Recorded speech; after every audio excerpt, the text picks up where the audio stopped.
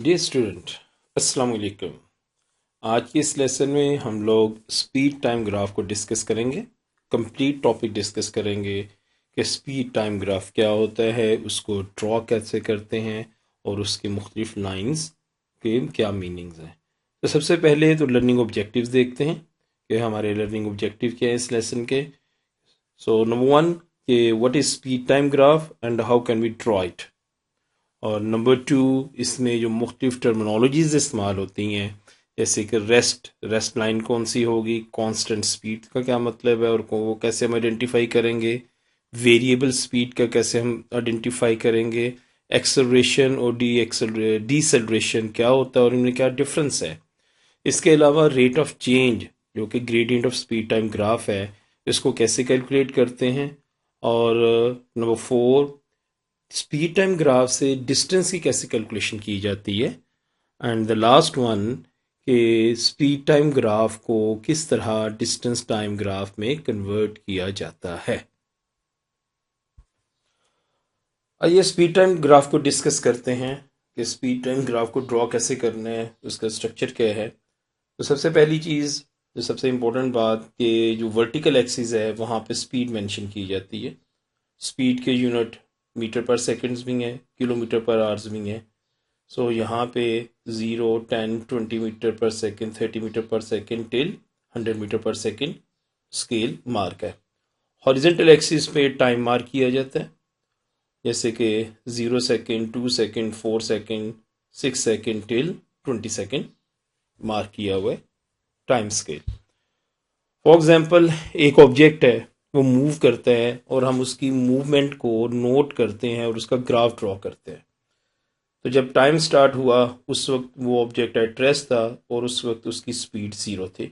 हम ये 0 0 ओरिजिन पे मार्क कर लेते हैं। आफ्टर 2 सेकेंड हम ऑब्जर्व करते हैं कि उसकी स्पीड 0 से बढ़ के 20 मीटर पर सेकेंड हो चुकी है।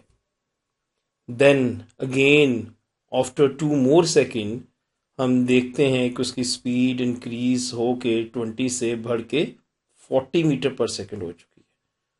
फिर 2 सेकंड का टाइम गुजरता है तो स्पीड इंक्रीज करके 60 मीटर पर सेकंड हो चुकी है। अगर हम इन पॉइंट्स को ज्वाइन करें तो हमें एक स्ट्रेट लाइन मिलेगी। और एक और चीज़ हम अगर ऑब्जर्व करें वो ये कि in equal interval of time after each 2 seconds the increase in speed is also constant. जैसे कि पहले 2 सेकेंड में 20 मीटर पर सेकेंड हुई, नेक्स्ट 2 सेकेंड में 20 से 40 यानी कि अगेन 20 मीटर पर सेकेंड हुई, नेक्स्ट 2 सेकेंड से 4 till 6 again 20 metre per second 40 से 60 हो गई। तो there is a constant change in speed. 6 second के बाद ऑब्जर्व करते हैं कि there is no change in speed. तो speed of object is 50 metre per second. 1 more 2 second, जब मज़ीद 2 सेकेंड के बाद देखते हैं तो हम देखते हैं कि it is again 60 meter per second. After next 2 seconds again, so there is no change in speed. तो जहाँ पे स्पीड में कोई चेंज नहीं आ रही, that's why it is a straight line.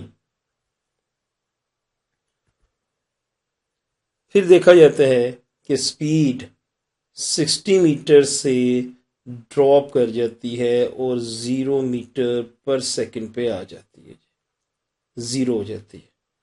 तो जब टाइम 12 था, 12 से 8:20 तक, इनके नेक्स्ट 1 सेकेंड में स्पीड ड्रॉप करके 60 से 0 पे आ जाती है। तो this is again change in speed.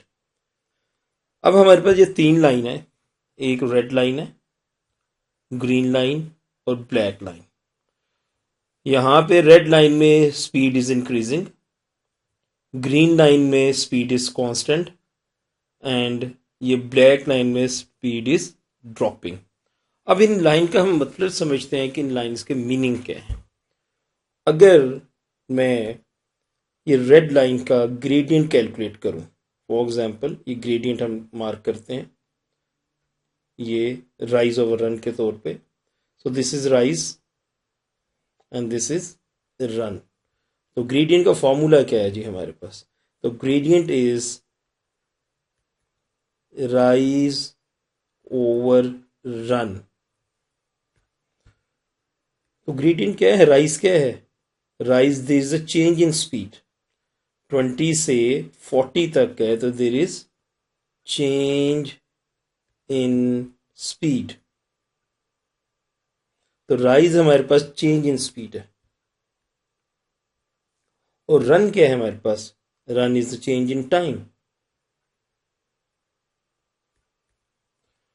तो change in speed divided by time, कि चेंज इन स्पीड पर यूनिट टाइम, इसको हम बोलते हैं एक्सेलरेशन। इसको हम बोलते हैं जी एक्सेलरेशन। सो एक्सेलरेशन क्या है, चेंज इन स्पीड पर यूनिट टाइम। सो दूसरे लफ्ज़ों में हम कह सकते हैं कि अगर हम स्पीड टाइम ग्राफ पे इसका ग्रेडियंट फाइंड करें, इसकी स्लोप फाइंड करें, तो हमें एक्सेलरेशन मिलता है। Done, is it clear? Next point, अब इस एक्सेलरेशन को अब देखें, चेंज इन स्पीड क्या आ रहा है, कांस्टेंट आ रहा है। वो कांस्टेंट है, वो कैसे जी, कि पहले 2 सेकंड में चेंज इन स्पीड 20 था, नेक्स्ट 2 सेकंड में अगेन 20 था, नेक्स्ट 2 सेकंड में अगेन 20 था। तो there is change in speed but this is a constant, इसलिए हम इस लाइन को कांस्टेंट एक्सेलरेशन की लाइन कहते हैं। तो this line shows the constant acceleration. अब आ जाते हैं जी ग्रीन लाइन पे। There is no change in speed, क्योंकि स्पीड इज कांस्टेंट। तो एक्सेलरेशन तो कहते हैं जी change in speed divided by time. So when there is no change in speed, it's mean the acceleration is zero. So acceleration को हम a small a से represent करते हैं। So acceleration is zero. So let's discuss this black line. There is change in speed but it is decreasing. और अगर हम इसको देखें, इसका भी ग्रेडियंट लें, तो चेंज इन स्पीड देखें जी, इसका अगर मैं ग्रेडियंट ड्रॉ करूं, ये राइज करूं, ये रन, तो this is the change in speed and this is the change in time. So change in speed divide by time is called acceleration. लेकिन चूंकि ये लाइन, इस लाइन पे स्पीड डिक्रीज कर रही है, इसलिए हम इस लाइन को कहते हैं कांस्टेंट डिसेलरेशन। इसे हम रिटार्डेशन भी बोलते हैं। इसको हम नेगेटिव एक्सेलरेशन भी कहते हैं। तो जब आपके पास स्पीड टाइम ग्राफ आए, तो सबसे पहले आपने इन लाइंस को अंडरस्टैंड करना है कि इन लाइंस के मीनिंग क्या है, इनका क्या हमें मीनिंग क्या मिलते हैं। अब यहाँ पे हम एक्सेलरेशन कैलकुलेट करना सीखते हैं कि और देखते हैं कि इनके क्या एक्सेलरेशन है। फॉर एग्जांपल हम चाहते हैं कि 0 till 6 सेकंड तक हमारे पास इस ऑब्जेक्ट का एक्सेलरेशन क्या था।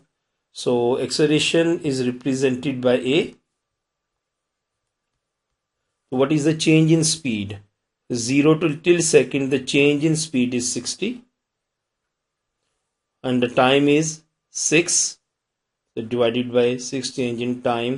So acceleration is 10 meter per second square. तो एक्सेलरेशन के यूनिट मीटर पर सेकंड स्क्वायर होते हैं। हम यूं करते हैं कि हम एक्सेलरेशन कैलकुलेट करते हैं 2 till 4। So what is the change in time? Change in time is 2. What is the change in speed? Change in speed is 20. अगर हम दोबारा कैलकुलेट करें एक्सेलरेशन, तो चेंज इन स्पीड इज 20 और टाइम इज 2, अगेन 10 मीटर पर second. तो यहाँ पे हमें जो ऑब्जर्वेशन मिली वो ये मिली कि ये जो लाइन है, ये लाइन कांस्टेंट एक्सेलरेशन को शो करती है। फॉर एग्जाम्पल अगर मैं यहाँ पे एक पॉइंट मार्क करूं, तो इस पॉइंट पे एक्सेलरेशन क्या होगा, सोचिए ज़रा। ये कांस्टेंट एक्सेलरेशन की लाइन है, इस पॉइंट पे भी जो एक्सेलरेशन होगा वो 10 मीटर पर सेकंड स्क्वायर का होगा। यहाँ पे आप मार्क कर लें पॉइंट, इस पॉइंट पे एक्सेलरेशन क्या होगा, तो 10 मीटर पर सेकंड का होगा। अक्सर क्वेश्चन में आपको ये ग्राफ दिया जाता है तो टाइम बीच में कोई पॉइंट मार्क कर देते हैं, कोई टाइम मार्क कर देते हैं, तो आपसे पूछा जाता है कि इसका एक्सेलरेशन क्या है। यहाँ पे इस टाइम पे फॉर एग्जांपल यहाँ पे लिखा हुआ है 1, तो 1 सेकंड पे एक्सेलरेशन क्या है, तो 1 सेकंड पे वही एक्सेलरेशन है जो 4 सेकंड पे है, जो 2 सेकंड पे है। और यहाँ पे अगर आपसे पूछा ये 8 सेकंड पे एक्सेलरेशन क्या है, इट इज 0, क्योंकि ये constant, there is no change in speed. For example हम इस लाइन का एक्सेलरेशन कैलकुलेट करते हैं, इस लाइन का, तो यहाँ पे हम देखें जी what is the change in speed, it's a 10, 20, 30। और what is the change in time, 2 and 2, 4। तो यहाँ पे अगर आप कैलकुलेट करें तो इसको हम डिसेलरेशन बोलते हैं, लेकिन रिप्रेजेंट हम ए से ही करेंगे। So there is a change in speed is 30 and divided by 4। So हमारे पास जो आंसर आता है वो आता है जी 7.5 metre per second square. So इन टर्मिनोलॉजीज को, इन टर्म्स को आपने बहुत अच्छी तरीके से याद रखना है। तो हम यूं लिख सकते हैं कि gradient of speed time graph gives us acceleration. तो हम एक नोट लिख लेते हैं यहाँ पे, और ये कि gradient of speed time graph, gradient या हम स्लोप कह सकते हैं of ST graph gives acceleration. तो इस कंसेप्ट को हमने जब पास्ट पेपर सॉल्व करेंगे आगे, तो इसको बार बार इस कॉन्सेप्ट को वहां पे इस्तेमाल किया जाएगा। तो मजीद आगे चलने से पहले एक दफ़ा इन टर्म्स को हम देख लेते हैं। तो ये देखें, ये एक रेड लाइन है स्पीड टाइम ग्राफ पे, और ये ग्रीन लाइन है स्पीड टाइम ग्राफ पे। तो ये दोनों कांस्टेंट एक्सेलरेशन को शो कर रही हैं, लेकिन दोनों में फ़र्क क्या है। यहाँ पे हाई एक्सेलरेशन है क्योंकि यहाँ पे कम टाइम में ज़्यादा स्पीड चेंज हो रही है, और यहाँ पे भी कांस्टेंट एक्सेलरेशन है, लेकिन एज कंपेयर टू इस लो एक्सेलरेशन। ये कांस्टेंट स्पीड की लाइन, कांस्टेंट डिसेलरेशन की लाइन, और जब हम ये हॉरिजॉन्टल एक्सिस पे मार्क करते हैं तो speed is 0, time is passing, the speed is 0। Speed 0 का मतलब ये है कि बॉडी इज एट रेस्ट। अब हमारा जो नेक्स्ट स्टेप है, नेक्स्ट कॉन्सेप्ट जो हमने लर्न करना है वो है जी distance calculation from speed time graph. इसके लिए एक स्टेटमेंट है कि डिस्टेंस कैसे कैलकुलेट होगा जी, वो नोट कर लीजिए जी। Area under graph gives distance traveled, the distance covered during that time। so हम देखते हैं जी ग्राफ को अगर अंडरस्टैंड करें, स्पीड टाइम ग्राफ है, speed is given metre per second and time is given in seconds. तो यहाँ पे टाइम इंटरवल्स देखें, 0 to till 10 second the speed is increases from 0 till 60 metre per second. तो speed increase कर रही है, constant acceleration की लाइन है। Then the speed is constant for next 10 second, horizontal line है। Then the speed is dropping to 0 in next 5 second. तो this is the constant deceleration. अब हम डिस्टेंस कैलकुलेट करना चाहते हैं जी। डिस्टेंस हमने कैलकुलेट करना है 0 till 10 सेकेंड। तो क्या जी एरिया अंडर ग्राफ, तो ये जो इसका एरिया बनता है कैसी शेप बनती है, ट्राइंगल। तो 1/2 base into height.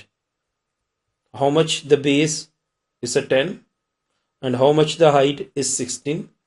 1/2 base is 10, height is 16। ये बेस है जी 10 और ये हाइट है 16। तो base into height, so 2 8s are, सो यहाँ पे 80 मीटर डिस्टेंस कवर हुआ।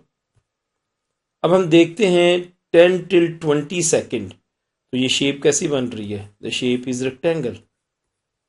तो हम जो डिस्टेंस कैलकुलेट करते हैं जी 10 till 20 seconds में.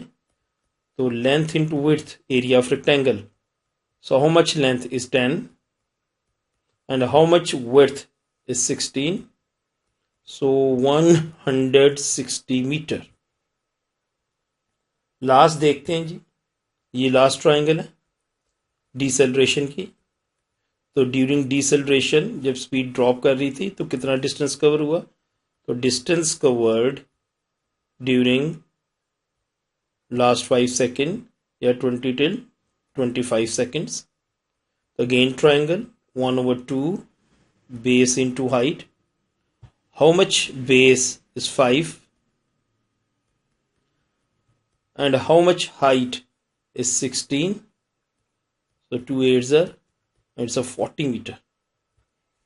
अगर हम देखें तो टोटल डिस्टेंस कितना कवर किया जी? सो टोटल डिस्टेंस कितना कवर हुआ है? 80 प्लस 160 प्लस 40, सो 280 मीटर. तो ये हमने सेगमेंट में डिस्टेंस कैलकुलेट किया है कि पहले 10 सेकंड का डिस्टेंस कैलकुलेट किया है, फिर नेक्स्ट 10 सेकंड का डिस्टेंस कैलकुलेट किया है, फिर लास्ट 5 सेकंड का डिस्टेंस कैलकुलेट किया. लेकिन ये डिस्टेंस हम टोटल डिस्टेंस इकट्ठा भी कैलकुलेट कर सकते हैं. वो कैसे जी? हमें शेप को आइडेंटिफाई करना पड़ेगा. तो अगर हम ये शेप आइडेंटिफाई करें, जैसे कि ये ट्रायंगल थी, ये रेक्टेंगल थी और ये आपके पास अगेन ट्रायंगल है. लेकिन अगर हम पूरी टोटल शेप देखें तो अगर आप डिस्टेंस कैलकुलेट करना चाहें पूरी टोटल शेप का 0 till 25 सेकेंड, तो ये शेप आपको ट्रपीजियम की नज़र आएगी. सो दिस इज L1, ये दो पैरेलल लाइंस है, ये लाइन और ये लाइन पैरेलल है. तो दिस इज L1 और ये इनके दरमियान हाइट है h. तो ट्रपीजियम के एरिया का फॉर्मूला क्या होता है? तो हमने एरिया अंडर लाइन देखना है ना, क्या कहते हैं जी? Area under graph gives distance. तो ये एरिया अंडर ग्राफ, ये ट्रपीजियम की शेप बन रही है. तो फॉर्मूला क्या होता है एरिया का? 1/2 into h into L1 plus L2. अब हम इनमें वैल्यूज प्लग इन कर लेते हैं. 1/2 h आपके पास क्या है जी? 16. L1 कितना है? 10 × 20, 20 minus 10, जैसे 20 minus 10 is equal to 10. तो ये L1 हमारे पास 10 आ गई. और ये L2 कितना है? ये L2 है 0 till 20, 5. और अगर आप इसको कैलकुलेट करें, इसको सिंप्लीफाई करें, 2 8s are 16 और इनको हम ऐड कर लेते हैं 35 के साथ मल्टीप्लाई कर देते हैं जी. तो जब हम इनको कैलकुलेट करते हैं तो again we get the answer 280 metre. So again मैं रिपीट कर रहा हूँ कि जब भी आपने distance time graph speed time graph से डिस्टेंस कैलकुलेट करना है तो याद रखिएगा कि आपने एरिया अंडर ग्राफ कैलकुलेट करना है. आपने शेप को आइडेंटिफाई करना है और इस शेप के एरिया का फार्मूला लगाना है और उसकी मदद से ये कैलकुलेट होगा. अक्सर बच्चे एक गलती कर जाते हैं, बड़े अच्छे स्टूडेंट्स भी कर जाते हैं, वो अप्लाई कर देते हैं जी formula speed is equal to distance over time. ये फार्मूला सिर्फ कांस्टेंट स्पीड के लिए अप्लाई होता है, ये वाले पोर्शन के लिए. ना ये एक्सेलरेशन के दरमियान इस्तेमाल किया जा सकता है, ना ही ये डिसेलरेशन के लिए इस्तेमाल किया जा सकता है. इसलिए जब भी आपको स्पीड टाइम ग्राफ का क्वेश्चन आए तो आपने इस फार्मूला को यूज़ नहीं करना. आपने एरिया अंडर ग्राफ को कैलकुलेट करना है और जिस जिस टाइम पे पीरियड का स्पैन का वो पूछता है उस स्पैन के लिए आपने कैलकुलेट करना है. फॉर एग्जांपल आपसे वो पूछे what is distance covered by object first 20 second, तो आपने पहले 20 सेकंड के लिए कैलकुलेट करना है. तो आपके लिए ये डिस्टेंस कितना था? ये फर्स्ट उसने 80 किया था और नेक्स्ट उसने 160 किया था. तो 80 प्लस 160 इनको ऐड करके ये कैलकुलेट कर देंगे. अगर आपसे पूछता है कि लास्ट 5 सेकंड का कितना कवर किया है तो आप सिर्फ लास्ट 5 सेकंड का उसको बता देंगे कि 40 किया है. बाज़ औक़ात आपसे क्या पूछ लेता है, वो बीच में टाइम स्पैन मार्क कर देता है। मसलन वो कह देगा कि जनाब आप बताएं कि डिस्टेंस कवर्ड बाय द, कहाँ से जनाब, 18 सेकंड से लेके 25 सेकंड तक का कितना डिस्टेंस कवर किया है। तो ये आपका पोर्शन देखें, 18 से 18 से 20 वाला ये पोर्शन है, ये रेक्टेंगल है। तो अब length into width mean that के 2 विड्थ इसकी 20 है और ये इसकी 62 है, और 2 इंटू 16 32, तो ये 32 कवर किया है, प्लस ये 40 कवर किया है, तो 72 इज योर आंसर। तो क्वेश्चन को ध्यान से सुनना है, देखना है, समझना है, और फिर उसको अटेम्प्ट करना है कि किस ड्यूरेशन के लिए आपसे वो डिस्टेंस कैलकुलेट करवा रहा है। Let's discuss the next objective of this topic, conversion of speed time graph into distance graph। अगर आपको स्पीड टाइम ग्राफ गिवन है और कैम्ब्रिज में पास्ट पेपर में जो क्वेश्चंस आते हैं, तो आप उसको कन्वर्ट करें डिस्टेंस टाइम ग्राफ में। ऊपर ये मैंने स्पीड टाइम ग्राफ्स की शेप्स दी हैं और उनसे रिलेटेड नीचे डिस्टेंस टाइम ग्राफ को ड्रॉ किया गया। वन बाय वन इनको अंडरस्टैंड करते हैं। फॉर एग्जाम्पल इस फर्स्ट शेप में the line is on the time axis, it's mean the speed is 0। तो यहाँ पे तो स्पीड 0 है, सो एक्सेलरेशन भी 0 होगा, क्योंकि there is no change in speed, there is no speed, तो एक्सेलरेशन इज ऑल्सो 0। तो इस लाइन को, स्पीड टाइम ग्राफ की इस लाइन को डिस्टेंस टाइम ग्राफ में कैसे शो करते हैं? तो this is the horizontal line, ये शो की जाती है कि टाइम तो गुजर रहा है, ये एक आपको कोई ना कोई वैल्यू गिवन है, यहाँ पे कोई भी डिस्टेंस की कोई वैल्यू यहाँ पे गिवन है, तो टाइम तो गुजरता जा रहा है लेकिन डिस्टेंस इज नॉट चेंजिंग। जब डिस्टेंस चेंज नहीं हो रहा तो इट्स मीन दैट कि स्पीड इज 0। नेक्स्ट लाइन देखते हैं जी। ये लाइन अभी हमने डिस्कस किया है कि स्पीड टाइम ग्राफ में जो हॉरिजॉन्टल लाइन होती है वो शो करती है कांस्टेंट स्पीड को, कांस्टेंट स्पीड। और कांस्टेंट स्पीड का मतलब है कि एक्सेलरेशन इज 0। और इस लाइन को जब हम डिस्टेंस टाइम पे शो करते हैं तो ये उसका डिस्टेंस टाइम ग्राफ की ये लाइन है। तो डिस्टेंस टाइम ग्राफ में ये कांस्टेंट स्पीड को लाइन शो करती है। तो डिस्टेंस टाइम ग्राफ की वीडियो देख लीजिएगा, वहां पे इसको बड़ी डिटेल से डिस्कस किया गया है। Next line is this one. तो there is a change in speed, speed is increasing. देखिए टाइम गुजरता जा रहा है, पहले स्पीड इतनी थी, फिर टाइम गुजरा, स्पीड मजीद बढ़ गई, फिर टाइम गुजरा, फिर स्पीड बढ़ गई। तो this is a change in speed, but the change in speed is constant. तो this is called the constant acceleration. हम इसको कांस्टेंट एक्सेलरेशन के तौर पे रिप्रेजेंट करते हैं। और स्पीड टाइम ग्राफ में there is a change in speed, ये कांस्टेंट स्पीड नहीं है, वेरिएबल स्पीड है। चूंकि स्पीड इंक्रीज कर रही है तो ये अपवर्ड कर्व ऐसे ड्रॉ होता है, ऐसे करके ड्रॉ होगा। The last one, the speed is decreasing, तो this is called the constant deceleration, retardation, negative acceleration. The speed is dropping, तो there is a change in speed। तो ये चेंज इन स्पीड जब ड्रॉप करती है तो distance time graph में ये डाउनवर्ड कर्व ड्रॉ किया जाता है। तो नेक्स्ट, इसको ड्रॉ करने से पहले इन तमाम डायग्राम्स को आप अच्छी तरीके से समझ लीजिए और याद कर लीजिए, ताकि आपको जब ड्रॉ करनी पड़े, ये स्पीड टाइम ग्राफ को डिस्टेंस टाइम ग्राफ में कन्वर्ट करना पड़े, तो उस वक्त आप कोई गलती ना करें।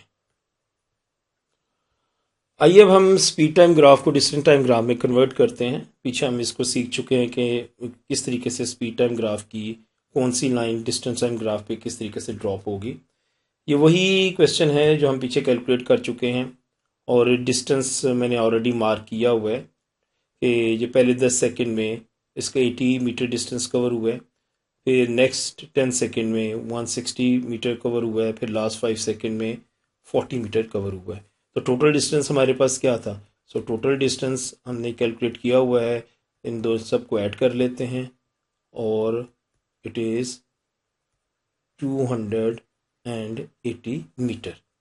तो जब हमने डिस्टेंस टाइम ग्राफ में इसको कन्वर्ट करना है तो ये टाइम स्केल मार्क कर लीजिए, ये 10, ये 20 और ये जनाब यहाँ पे अगर मैं इसको नीचे रेफर करूँ, रेफरेंस लाइन ड्रॉ करूँ, इट इज़ 25। यहाँ पे ये 25 मार्क होगा।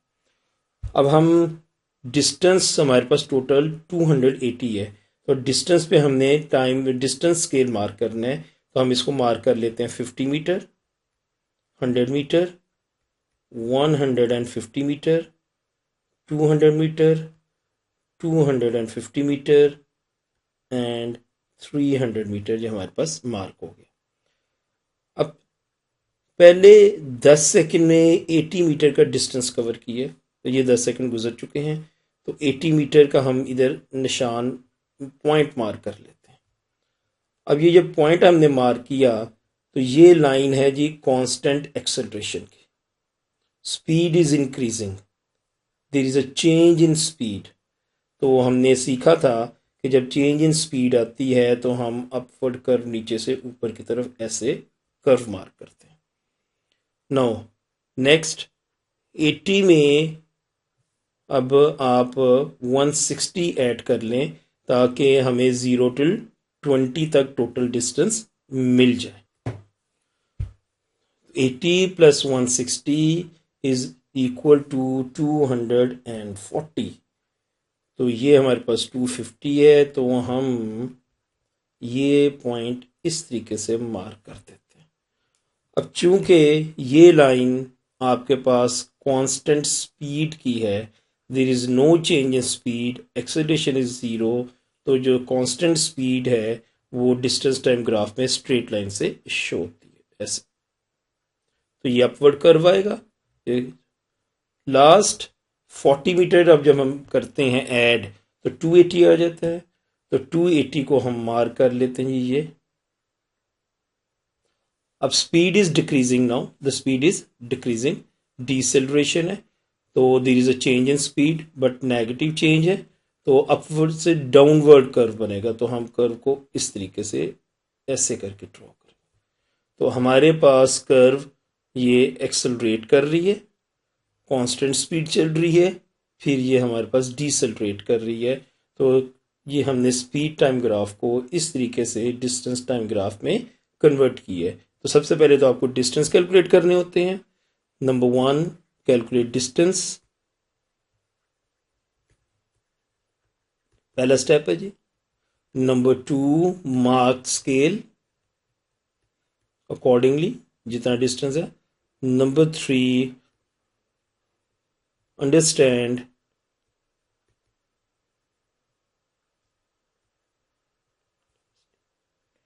lines and draw those lines, उन लाइंस को फिर आप ड्रॉ कीजिए। आइए अब हम पास्ट पेपर सॉल्व करते हैं, लेकिन पास्ट पेपर सॉल्व करने से पहले बहुत ज़रूरी है कि आप तमाम कॉन्सेप्ट्स को अच्छी तरीके से लिख लें, याद कर लें, क्योंकि इनका याद रखना बहुत ज़रूरी है। अमूमन मैथ इसलिए हमें मुश्किल लगता है कि हम इनके कॉन्सेप्ट याद नहीं करते, इनको हम लिखते ही नहीं हैं। तो इनके नोट्स बना लीजिए, फिर इसके बाद पास पेपर को अटैम्प्ट कीजिएगा, जो आपके लिए बहुत आसानी पैदा करेगा। तो let's start this lesson, this question. इसको देखते हैं कि कैसे सॉल्व करना है जी। The diagram is speed time graph of part of a train journey. तो ये एक ट्रेन जर्नी का है जी। सबसे पहले तो हम ग्राफ को अंडरस्टैंड करते हैं कि ग्राफ में है क्या। तो ये देखिए, ये स्पीड जो मैक्सिमम स्पीड है वो 30 मीटर पर सेकंड की है, वो ड्रॉप कर जाती है 12 तक, फिर कांस्टेंट स्पीड है 12 मीटर पर सेकंड की, फिर वो दोबारा इंक्रीज कर जाती है 30 तक। तो पहले 10 सेकंड में स्पीड ड्रॉप की है, फिर नेक्स्ट 30 सेकंड के लिए कांस्टेंट रही है, और लास्ट 20 सेकंड में फिर वो इंक्रीज कर जाती है। तो ये हमारे पास डिसेलरेशन हो गया, ये हमारे पास कांस्टेंट स्पीड एक्सेलरेशन इज 0, और ये हमारे पास एक्सेलरेशन आ गया, पॉजिटिव एक्सेलरेशन। तो ये चीज़ें हम लोगों ने पीछे पढ़ी हैं, तो इससे हमें इसकी बड़ी अच्छी तरीके से अंडरस्टैंडिंग होगी। तो calculate the speed, part A, calculate the speed one time is 5। तो टाइम 5 ये मार्क कर लेते हैं जी। और स्पीड चेक करते हैं जी क्या है। जहाँ पे हम इसको लाइन को ऊपर एक्सटेंड करते जी, ये पॉइंट मिल गया हमें, हम इधर मार्क करें तो यहाँ पे तो स्केल नहीं है, तो हम तो इसे नोट नहीं कर सकते। बाज़ का बच्चे गैस वर्क करते हैं, हमने ऐसे नहीं करना। हमने कॉन्सेप्ट अप्लाई करना है कौन सा, कि ये स्ट्रेट लाइन है और स्ट्रेट लाइन पे कांस्टेंट एक्सेलरेशन होता है, और ग्रेडियंट जो होता है हर पॉइंट के ऊपर वो इक्वल होते हैं। तो हम ग्रेडियंट का कॉन्सेप्ट अप्लाई करेंगे। हम देखेंगे जी ये ग्रेडियंट क्या है, ये राइज है और ये रन। तो राइज कितने हैं, 30 - 12, ये ट्राइंगल ड्रॉ कर ली, राइज ओवर रन।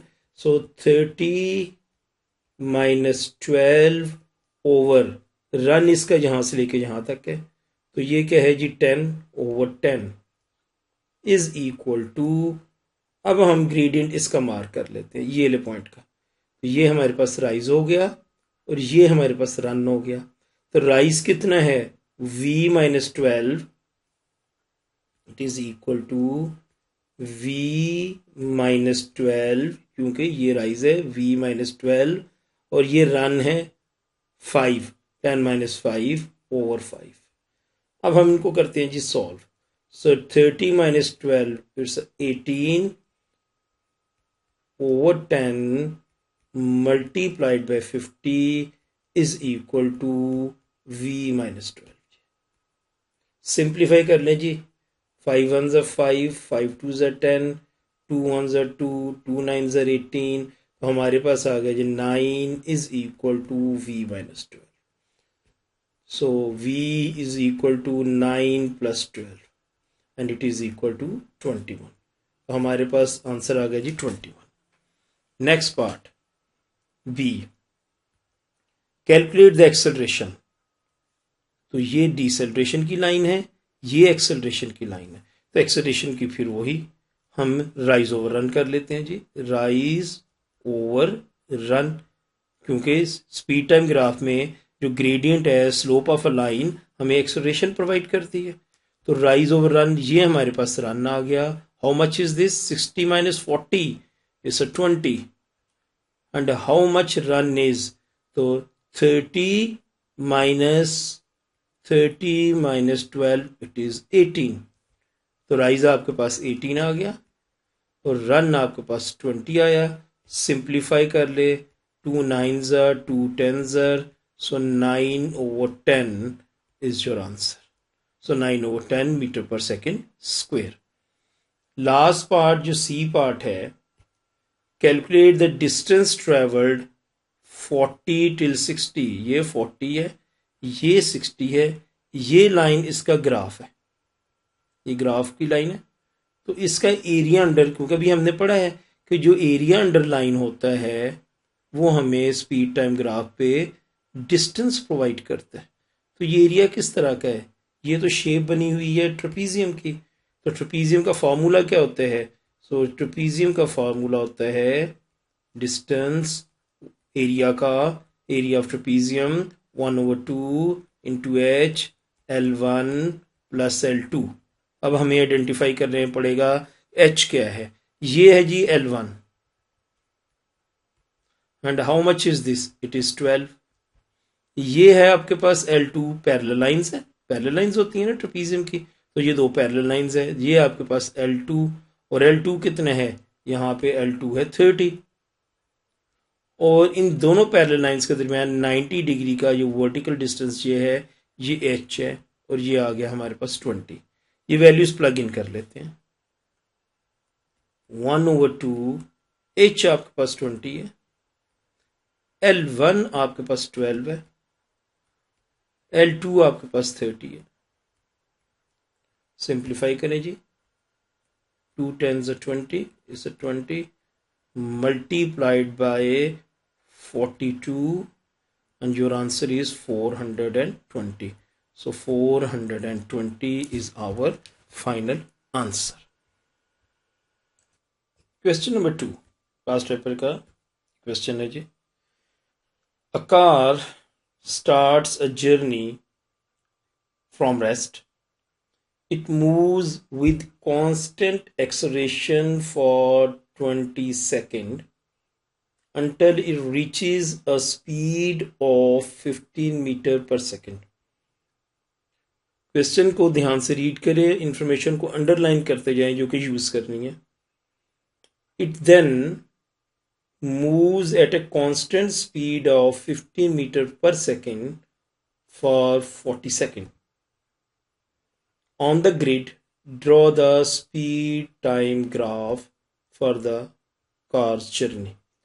तो यहाँ पे उसने एक लफ्ज़ इस्तेमाल किया है कांस्टेंट एक्सेलरेशन। तो कांस्टेंट एक्सेलरेशन की लाइन हमारी स्ट्रेट लाइन होती है और कितने सेकंड के लिए वो स्पीड 0 to 15 इंक्रीज की है, ये 15 आ गया। और कितने सेकंड में की है जी, उसने 20 सेकंड में, ये 20 सेकंड आ गई। तो कांस्टेंट एक्सेलरेशन की लाइन हमने पढ़ा है, देखा है और अंडरस्टैंड भी किया है, वो ये स्ट्रेट लाइन होती है। तो this is the straight line.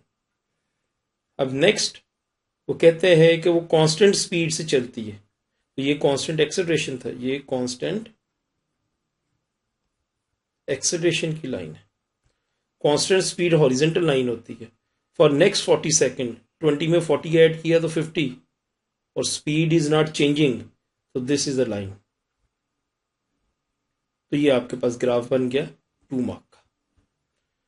Part B, calculate the acceleration of the car in first 20 second for the journey. तो एक्सेलरेशन हमने क्या था कि rate of change of speed इनके gradient of the line mean that rise over run, ये था हमारे पास।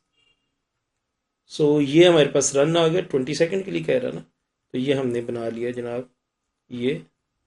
तो रन हम ये राइज जो है हमारे पास इट इज़ 15 और जो रन है हमारे पास इट इज़ 20। तो 15 डिवाइडेड बाई 20, इसको सिंप्लीफाई कर लीजिए जी। सो सिंप्लीफाई जब आप इसको करेंगे, so it's a 3/4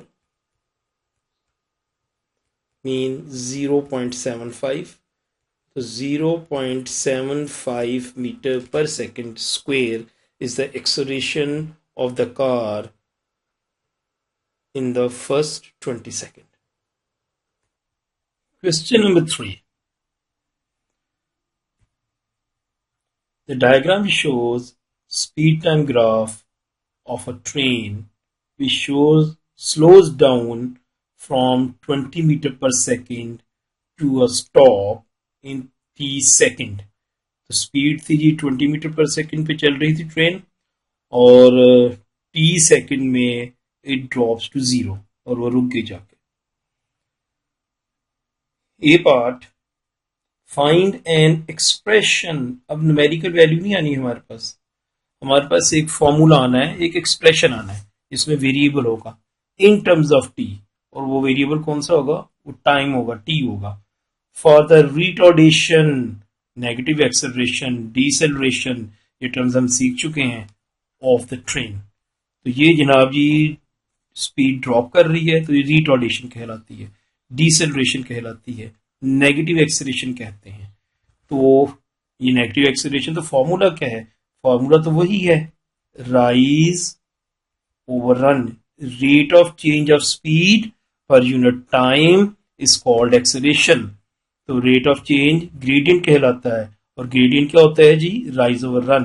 how much rise, rise is 20, this is rise, and how much run, run is T. So rise is 20, run is T. तो आपके पास एक्सप्रेशन क्या आ गया एक्सेलरेशन का, 20/t।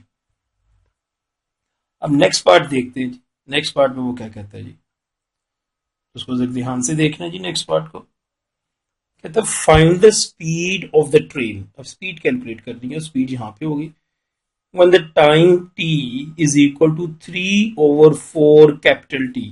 तो ये 3/4 पार्ट है, इसका मतलब है कि हमने इसके 4 हिस्से कर देने इस टाइम स्पैन के 4 part. So 1 2 3 and 4, so this is 3/4t। जब टाइम इतना था हो गया तो बताएं कि उस वक्त स्पीड कितनी होगी, तो हम उसको वी मार्क कर लेते हैं।